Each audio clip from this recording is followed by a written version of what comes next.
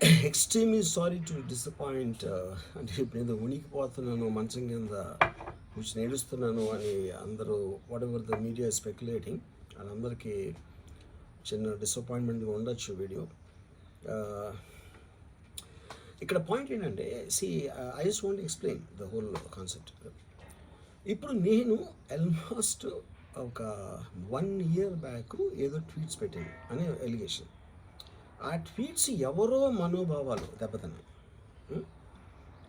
ఇక్కడ విచిత్రం ఏంటంటే 1 year బ్యాక్ పెట్టిన ట్వీట్స్ నలుగురు డిఫరెంట్ ప్లేసెస్లో 4 డిఫరెంట్ జ్యూరిస్డిక్షన్స్లో నలుగురికి ఒకే 3-4 రోజుల వ్యవధిలో వాళ్ళ మనోభావాలు దెబ్బతిన్నాయి. వాళ్ళు ఆ పరంగా కంప్లైంట్ ఇవ్వడం, కేసులు పెట్టడం జరిగింది.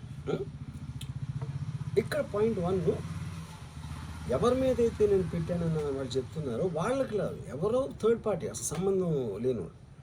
సో ఆ కాంటెక్స్లో అసలు ఈ కేసు ఎలాగా, ఈ సెక్షన్స్ ఎలా వర్తిస్తాయి అనేది అప్పుడు ఆబ్వియస్గా నాకు వచ్చే అనుమానం కానీ, నాకు కానీ నా మనుషులు కానీ, ఇది ఒక పర్సిక్యూషన్ చేయటానికి ఒక పద్ధతి ప్రకారం ఉన్న అలౌబుల్ లాస్ని వాడుతున్నారా, లేకపోతే ఇప్పుడు వరల్డ్ ఓవర్ ఒక ఫినామినా ఏం జరుగుతుందంటే పొలిటికల్ పార్టీస్ వాళ్ళు they are weaponising the systems of the police. అది అమెరికాలో జరుగుతుంది, యూరోప్లో జరుగుతుంది, ఇక్కడ కూడా జరుగుతుంది. యూనో, అప్పుడు నేను ఏ ఒక్క వ్యక్తిని, ఒక పోలీస్ ఆఫీసర్ని కానీ, ఒక పొలిటికల్ పర్సన్ కానీ నేను బ్లేమ్ చేయట్లా. I think it happens in certain ఒక ఏమంటారు దాన్ని, ఒక వే. అది అందరూ కూడా ఎంతో కొంత అది చేయటానికి టెంప్టేషన్ ఉండొచ్చు. But eventually there is the law of the land which will take the final call. So అది that I completely agree, believe in that and I abide by that as a citizen. So ఇప్పుడు ఇక్కడ జరిగింది ఏంటి, నాకు ఒక notice వచ్చింది, నేను ఒక రిప్లై ఇచ్చాను, ఫలానా చోట ఫలానా తారీఖు నేను వస్తాను. అప్పటికి నాకు జరుగుతున్న పని ఒక ఆన్గోయింగ్ స్కెడ్యూల్ ఉంది కాబట్టి, నాకు ఫిల్మ్ వర్క్ ఉంది కాబట్టి అవ్వలేదు. అండ్ ఇట్ ఈస్ వేరే ప్రొడ్యూసర్కి చేస్తాను, ఆ ప్రొడ్యూసర్కి నష్టం వస్తుంది కాబట్టి నేను మళ్ళీ టైం అడిగాను. ఇదేంటి కేసు, ఇదేం అర్జెంట్ కేసు అంటే 1 year తర్వాత ట్వీట్ చూసిన అతనికి 1 weekలో అన్నీ అయిపోవాలనేది ఏమన్నా మీనింగ్ ఉంటుంది అసలు దానికి? So which basically means it is being done for purposes other than the urgency of the case. ఇప్పుడు అర్జెన్సీ ఆఫ్ ద కేస్ అంటే మీరు మర్డర్లు గేడర్లు ఇన్ని జరిగి సంవత్సరాలు తీసుకుని ఏదో ఒక ట్వీట్ పెట్టిన ఎలిగేషన్ మీద హుటాహుటిని మీరు అక్కడి నుంచి పోలీసులు వచ్చేసి ఇలా చేసి అలా చేసి. ఇప్పుడు ఇంకోటి ఏంటంటే, ఫస్ట్ ఆఫ్ ఆల్ నాకు పోలీసులు అరెస్ట్ చేయడానికి వచ్చారు లేదో కూడా నాకు సరిగ్గా తెలియదు, ఎందుకంటే they didn't say it in so many words. నేను మీడియాలో కూడా ఎక్కడ చూడలేదు ఆ విషయం, అంత మీడియా స్పెక్యులేషన్ తప్పిస్తే అది నేను చూడలేదు. బట్ ఇందాక నేను చెప్పిన కారణాల వలన కోయిన్సిడెంటల్గా వేరే వాళ్ళు అన్ని చోట్ల నుంచి వచ్చేస్తున్నారు అది ఇది అన్నప్పుడు ఐ డోంట్ వాంట్ నా టైం వేస్ట్, నా వర్క్ వేస్ట్, నా వర్క్ ప్రెషర్ ఉన్నదాని వలన I wanted to take the assistance of the judicial, because that is the final say in a democratic system కాబట్టి. సో అది దానికోసం దిస్ ఈజ్ వాట్ హ్యాపెన్. ఇప్పుడు ఇక్కడ ముఖ్యంగా మనం గమనించాల్సింది ఏంటంటే, ఇప్పుడు ఏదో ఒక ట్వీట్ పెట్టాడు, లేకపోతే ఒక మీము, ఒక కార్టూను, ఒక జోకో, లేకపోతే ఒక హార్డ్ ఒపీనియన్, దానికోసం కేసులు పెట్టే ఆస్పెక్ట్ అనేది సీరియస్గా తీసుకుంటే 100 కోట్ల ఇండియన్ జనాభాలో నాకు తెలిసి 50 lakhs మీద కేసులు పెట్టాలి. ఆ ప్రకారం అయితే అందరూ చేసేది పొద్దున్న లెగిస్తే మనం ఒపీనియన్లు ఇస్తూ ఉంటాం సోషల్ మీడియాలో. అది ఏ ఫామ్లోనే అవ్వచ్చు, సెటైర్ అవ్వచ్చు, మీమ్ అవ్వచ్చు, ఏదో వేరే ఫుటేజ్ అవ్వచ్చు, లేకపోతే ఎవరినో కోట్ చేసి మనం కామెంట్ చేయొచ్చు. రకరకాలుగా మన అభిప్రాయాలను మనం సోషల్ మీడియాలో వేస్తూ ఉంటాం. అది కొంతమందికి నచ్చచ్చు, కొంతమంది నచ్చకపోవచ్చు. ఇప్పుడు చూస్తే చాలామంది కొన్నిటికి అఫెండ్ అవుతారు, కొన్నిటికి నశిస్తారు, కొంతమంది చప్పట్లు కొడతారు, కొంతమంది చీ కొడతారు. That is a process of the conversation which happens in the social media. అలాగే నా మీద కూడా చాలా నీచంగా కామెంట్ చేస్తారు, కానీ దాని గురించి నేను ఎప్పుడు అనలేదు, because I know it is a part of the eco system of the social media. అది లేకపోతే సోషల్ మీడియాకి మీనింగ్ లేదు. ఫస్ట్ ఆఫ్ ఆల్ మీనింగ్ ఉండాలి అని మనం ఒకవేళ అనుకుంటే అప్పుడు దానికి పాలసీ చేయాలి. ఇప్పుడు ఎగ్జిస్టింగ్ థింగ్స్ సరిపోవు కాబట్టి ఏది చేయకూడదు, ఏది చెయ్యాలి అని ఖచ్చితమైన క్లారిటీతో వచ్చినప్పుడు అది ఆటోమేటిక్గా లా ఆఫ్ ద ల్యాండ్ అయిపోతుంది. Then it becomes easy for everyone. కానీ అది చేయటానికి ఫ్రీడమ్ ఆఫ్ స్పీచ్ కట్టేల్ చేయాలా, ఎక్స్ప్రెషన్ కట్టేల్ చేయాలా అనేది of course the experts have to decide and realise దాని మీద ఎలాంటి రామిఫికేషన్స్, ఇప్పుడు దాని పేరు మీద చెప్పి ఫ్రీడమ్ ఆఫ్ ఎక్స్ప్రెషన్ కర్టైల్ చేస్తే that might have many more consequences which could be more dangerous than what they think it is now. So again I want to say, నేను ఎవరిని బ్లేమ్ చేయట్లేదు. ఇప్పుడు ఒక పర్టికులర్ పర్సన్ హైపోథెటికల్గా ఉన్నాను అనుకున్నాం, నా మీద ఒక చేసి నన్ను హెరాస్ చేయడానికి ఒపీనియన్ పవర్లో ఉన్న అతను చేస్తున్నాడు అనుకున్నాం, అంటే తప్పేంటి? ఇప్పుడు హెరాస్ చేసే పవర్ లేకపోతే పవర్లో రావడానికి ఎందుకు అసలు ఏదైనా చేయటానికి? So like wise social media అనే మాధ్యమం నా దగ్గర ఉంది కాబట్టి, నాకు ఎన్నో కొన్ని ఫాలోవర్స్ ఉన్నారు కాబట్టి వాళ్ళకి రీచ్ అవ్వడానికి నేను చేస్తాను, అలాగే వాళ్ళు చేస్తారు. కానీ నన్ను కానీ తన్ను కానీ అందరినీ ఫైనల్గా జడ్జ్ చేసేది judiciary. That is the whole point.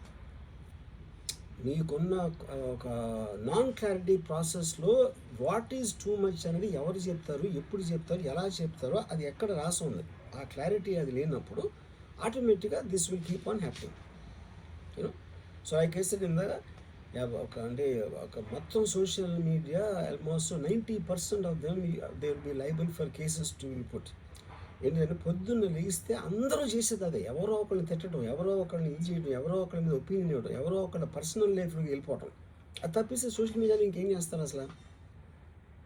So ఇప్పుడు వాళ్ళందరి మీద పెట్టాలి అంటే అక్కడికి ఎలా అంత ఉంటుంది?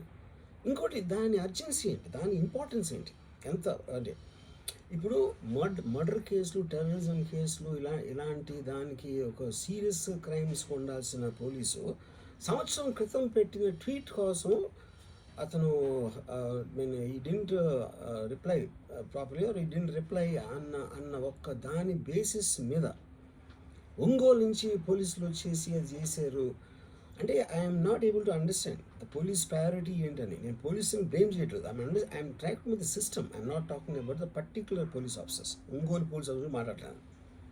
So is there a system in place for that? Priority of importance అనేది ఉంటుంది కదా ఎక్కడో చోట. అంటే 11 o'clock నేను ఎప్పి రావాలి, నేను 10 o'clock రిప్లై ఇస్తే 10:30కి వచ్చేస్తే which means they're already there. అంటే అన్ని పనులు వదిలేసి ట్వీట్ పెట్టిన వాళ్ళ మీద వస్తే I really don't understand the context honestly, you know. అందుకని ఇప్పుడు ఇది నాది క్వశ్చన్ కాదు.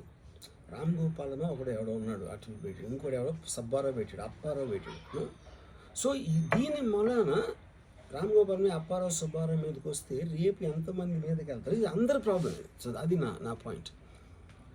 ఇప్పుడు ఒక చాలా ఫేమస్ లైన్ ఉంది సెకండ్ వరల్డ్ వార్ టైంలో, వెన్ హిట్లర్ ఆస్పెక్ట్స్లో first they came for someone, I thought it was someone else, then they came for somebody else, I thought it was somebody else, then they came for me. అంటే ఏంటి? Then they came for everyone. So that is what we need to actually, that is the main issue which is what I wanted to bring to your notice. అప్పుడు ఒక్క second నన్ను మర్చిపోతే social మీడియాలో tweets memes పెట్టినంత మాత్రాన ఎవరో ఒకళ్ళు ఏదో ఒక రోజు మేల్కొని 1 year తర్వాత నేను అప్పుడు చూశాను కానీ ఇప్పుడే చూశాను, అప్పుడు పెట్టావు, ఇప్పుడు నా మనోభావం దెబ్బతిందంటే అసలు దానికి అంత అనేది ఉంటుందా అలాంటి కేసులు పెట్టడానికి? ఓకే, బై లా కంప్లైంట్ వచ్చినప్పుడు కేసు తీసుకోవాలి, ఐ అండర్స్టాండ్. నాకు అంత మాత్రం లా పరిజ్ఞానం నాకు కూడా ఉంది. కానీ అది మీరు సీరియస్గా తీసుకుంటే, ఒక యూనిఫామ్ డిస్పారిటీ లేకుండా, డిస్క్రిమినేషన్ లేకుండా మీరు అందరినీ సీరియస్గా తీసుకుంటే ఒక అంటే మొత్తం సోషల్ మీడియా మొత్తం జైల్లో ఉంటుంది అట్లీస్ట్ 80 to 90%. ఎందుకంటే సోషల్ మీడియాకి వచ్చేదే దానికోసం, ఎవరైనా సరే వచ్చేది ఫైనల్గా. So basically I felt there is a need for me to tell for the concern people. ఇప్పుడు నేను పారిపోయానా, దాక్కుని ఏడుస్తున్నానా, భయపడి ఉనికిపోతున్నానా, వాట్ ఎవర్, అది okay, that's all fine. I know that is for entertainment at the end of the day. అలాంటి thumbnails లేకపోతే ఎవరు చూడరు కాబట్టి వాళ్ళ బతుకు తీరు కోసం అలాంటివి పెట్టుకుంటారు. I have no problem with that. Everybody wants to make a living. But on the larger picture I want to say this one thing lastly నేను చెప్పేది అంటే, ఒక్కటే అందరూ అర్థం చేసుకోవాల్సింది, ఇది సోషల్ మీడియా ప్రాబ్లం, నా ఒక్క ప్రాబ్లం కాదు. That is what I will request everyone to understand, including if at all ఎవరన్నా దీన్ని పని కట్టుకుని ఇది చేసే మనుషులు ఎవరన్నా ఉన్నారని నేను చెప్పట్లేదు, I don't want to jump the gun, but even for them I think fundamental importance is this point అనేది I wanted to tell. Thank you.